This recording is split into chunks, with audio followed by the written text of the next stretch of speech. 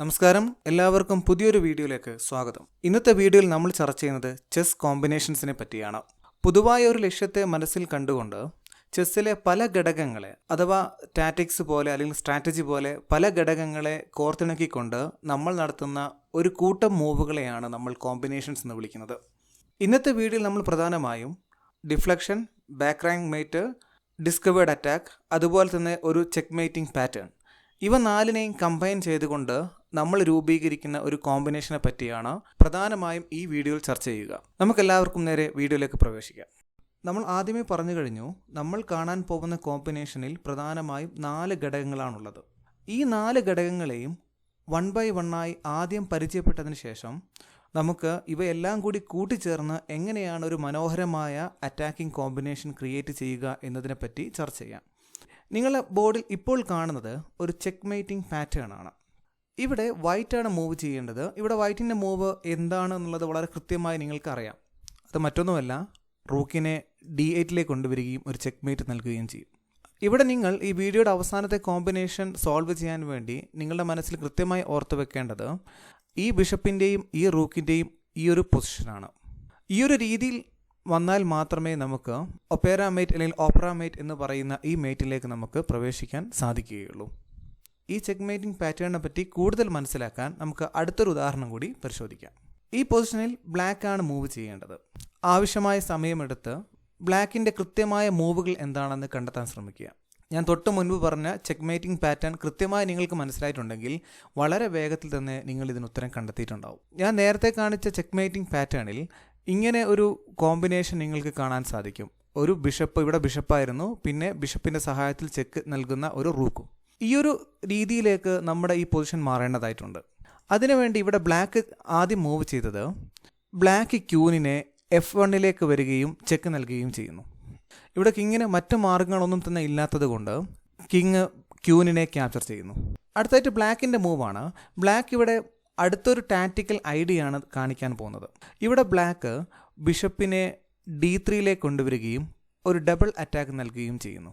ഇതിനെ നമുക്ക് double attack എന്നും വിളിക്കാം, അതുപോലെ ഡിസ്കവേർഡ് അറ്റാക്ക് എന്നും വിളിക്കാം.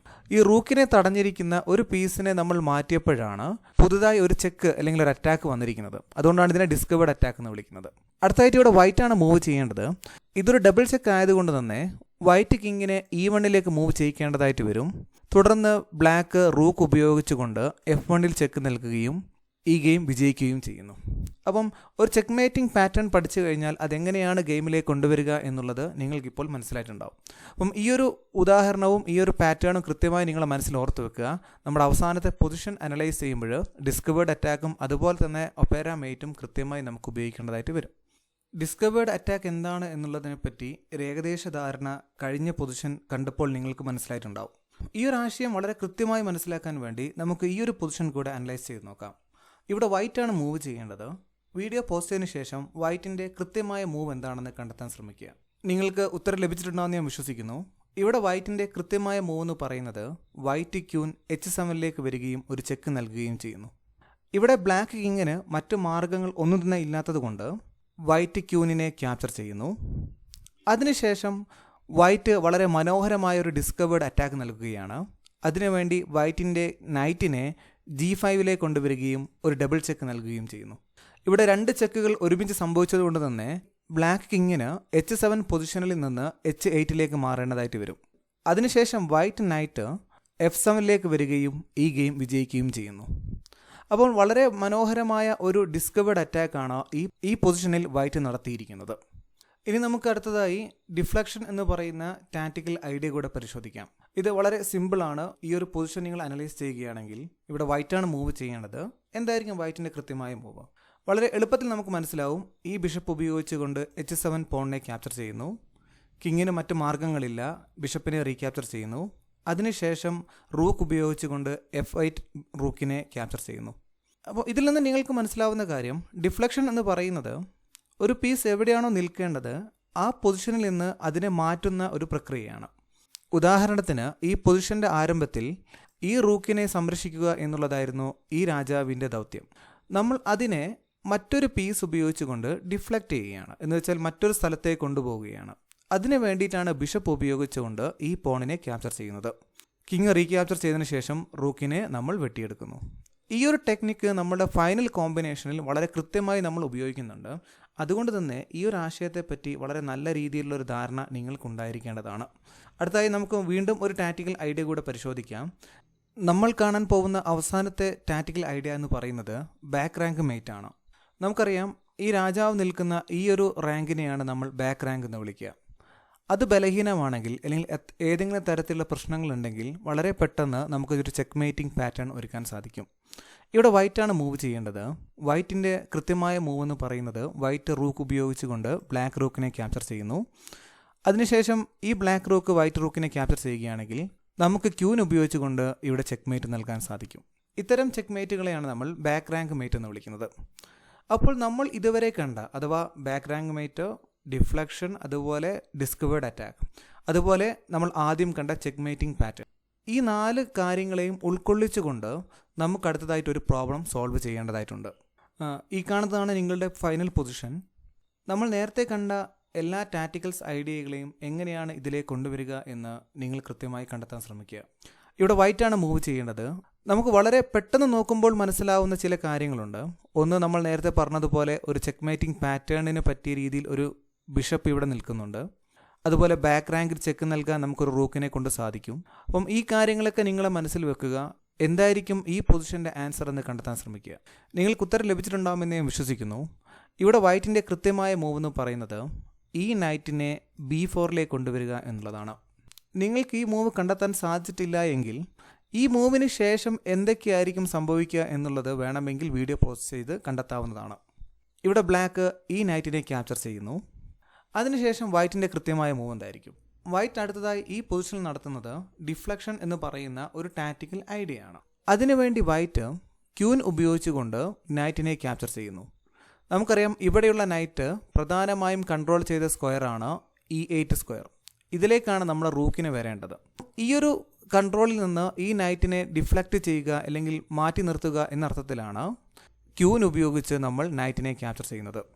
ഇവിടെ ബ്ലാക്ക് ക്യൂനിനെ ക്യാപ്ചർ ചെയ്തു എന്ന് വിചാരിക്കുക. അങ്ങനെയാണെങ്കിൽ അടുത്തതായി വൈറ്റിന് നേരത്തെ നമ്മൾ കണ്ടതുപോലെ ബാക്ക് റാങ്കിൽ ഒരു ചെക്ക് നൽകാൻ സാധിക്കുന്നതാണ്. ഇവിടെ ബ്ലാക്കിന് മറ്റു മൂവുകൾ സാധ്യമല്ല. ഈ റൂക്ക് കൊണ്ട് ചെക്കിനെ കവർ ചെയ്യേണ്ടതായിട്ട് വരും. അതിനുശേഷം വൈറ്റ് റൂക്ക് ഉപയോഗിച്ചുകൊണ്ട് G7 പോണിനെ ക്യാപ്ചർ ചെയ്യുന്നു, ചെക്ക് നൽകുന്നു. കിങ് H8ലേക്ക് മാറിയതിനു ശേഷം ബ്ലാക്ക് റൂക്കിനെ വെട്ടിയെടുത്തുകൊണ്ട് ചെക്ക് മേറ്റ് നൽകുന്നു. നമ്മൾ നേരത്തെ കണ്ട പല ടാക്റ്റിക്കൽ ആശയങ്ങളുടെയും ഒരു കോമ്പിനേഷനാണ് ഇപ്പോൾ നിങ്ങൾ കണ്ടത്. നമുക്ക് ഈ പൊസിഷനെ ഒന്നും കൂടി ഒന്ന് വിലയിരുത്താൻ ശ്രമിക്കാം. ഇനി അഥവാ ഈ ഒരു പൊസിഷനിൽ റൂക്ക് ഉപയോഗിച്ചുകൊണ്ട് ക്യൂനിനെ ക്യാപ്ചർ ചെയ്യാതെ ബ്ലാക്കിൻ്റെ ക്യൂൻ D7ലേക്ക് കൊണ്ടുവന്ന് ഈ സ്ക്വയർ സംരക്ഷിക്കാൻ ശ്രമിച്ചു എന്ന് വിചാരിക്കുക. അങ്ങനെയാണെങ്കിൽ വൈറ്റ് എന്താണ് മൂവ് ചെയ്യേണ്ടത്? ഇവിടെ വൈറ്റ് ചെയ്യേണ്ടത് മറ്റൊന്നുമല്ല, ക്യൂനിനെ D5ലേക്ക് കൊണ്ടുവരുന്നു. ഇത് വീണ്ടും ഒരു ഡിഫ്ലക്ഷൻ ടാറ്റിക്സ് ആണ്. കാരണം ഇവിടെ ബ്ലാക്ക് ക്യൂവിന് ഒരിക്കലും വൈറ്റ് ക്യൂവിനെ ക്യാപ്ചർ ചെയ്യാൻ സാധിക്കില്ല. അങ്ങനെ ക്യാപ്ചർ ചെയ്യുകയാണെങ്കിൽ നമ്മൾ നേരത്തെ കണ്ട ബാക്ക് റാങ്ക് മേറ്റ് വീണ്ടും വരുന്നതായിരിക്കും.